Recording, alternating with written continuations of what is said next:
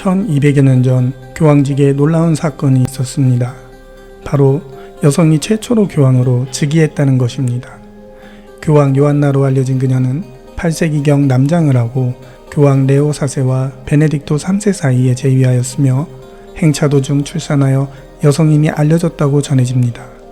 그러나 대부분의 사람들은 요한나 교황에 대해 들어본 적이 없으며 가장 독실한 가톨릭 신자들조차 마찬가지입니다.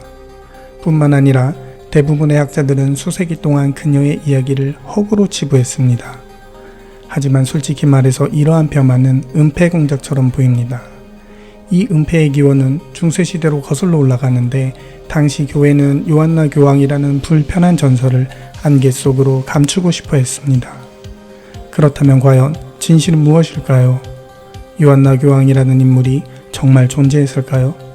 이런 질문을 던지는 것만으로도 논란이 불가피하지만 사람들은 요한나 교황의 이야기와 그것이 사실임을 뒷받침하는 증거를 듣고 스스로 판단할 권리가 있습니다.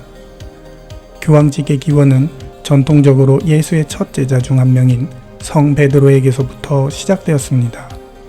2025년 5월 8일 제267대 교황으로 즉위한 레오 14세는 성 베드로의 266번째 공식 후계자로, 물론 이 266명의 교황은 모두 남성입니다.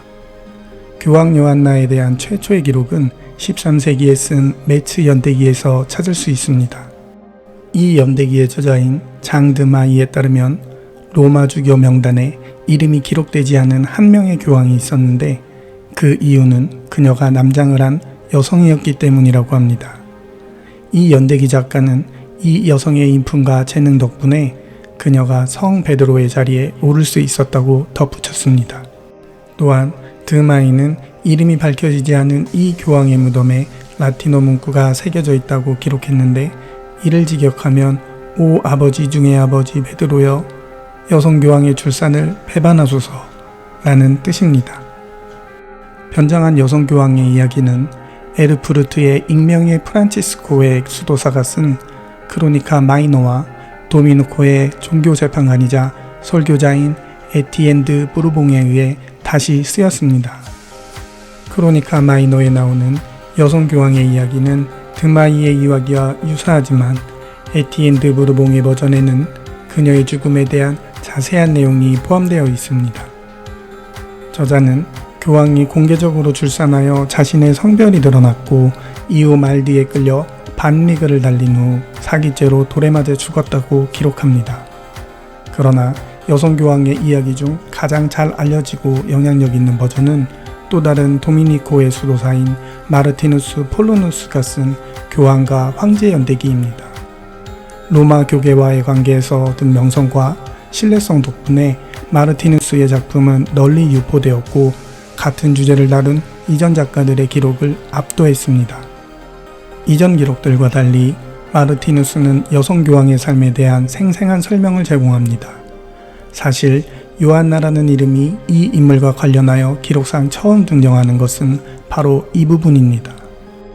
마르티누스는 이 교황의 이름을 밝혔을 뿐만 아니라 그녀의 국적이 영국이고 출생지가 마인츠이며 재기간이 855년 레오 4세 사망 후부터 2년 7개월 4일이라는 것 등의 세부 정보도 제공합니다. 마르티누스는 출처에 대한 정보는 거의 밝히지 않았지만 그의 저술에는 불확실성이 엿보이며 이는 그의 전임자들처럼 그 역시 이 이야기의 진실성에 대해 확신하지 못하고 있음을 보여줍니다. 어떤 이들은 이 이야기가 마르티누스 사후 연대기에 추가되었다고 주장하며 이는 연대기의 저자가 이 이야기와 아무런 관련이 없음을 시사합니다. 마르티누스 이후로 교황 요한나의 이야기는 점점 더 정교해졌습니다. 예를 들어 한 가지 설에 따르면 요한나는 출산 직후 사망하지 않았습니다. 오히려 그녀는 해산 후 폐위되었고 오랜 세월 속죄했습니다. 사후 그녀는 오스티아에 묻혔고 그녀의 아들이 그곳에서 주교직을 맡았다고 전해집니다.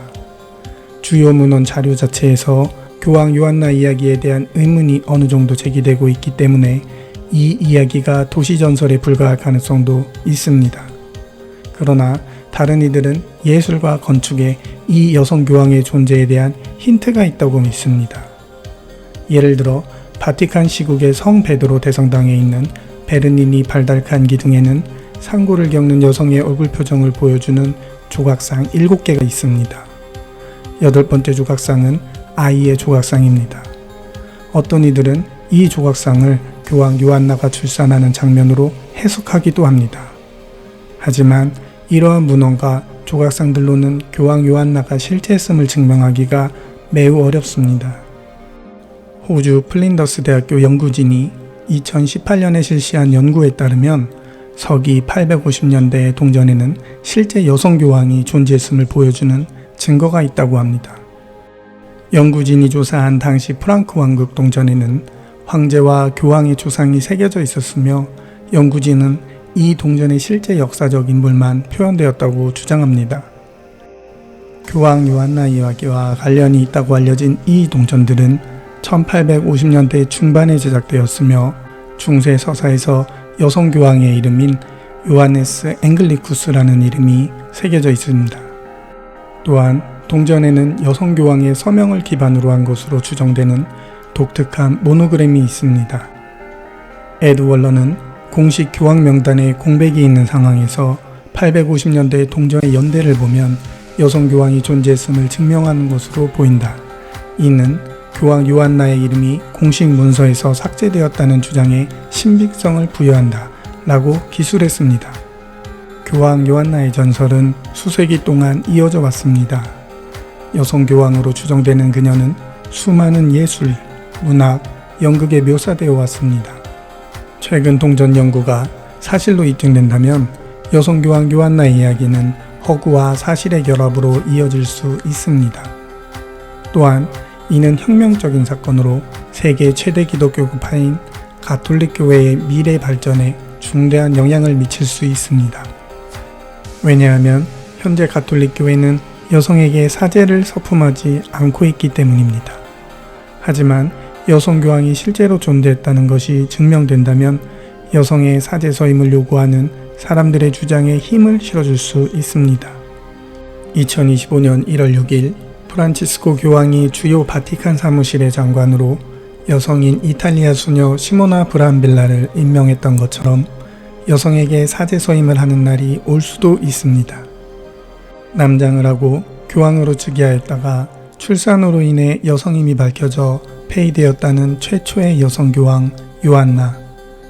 그녀가 허구이든 실존 인물이든 요한나의 이야기는 오랜 세월 동안 사람들을 매료시켜 왔으며 그녀의 존재에 대한 논쟁은 앞으로도 한동안 계속될 것으로 보입니다.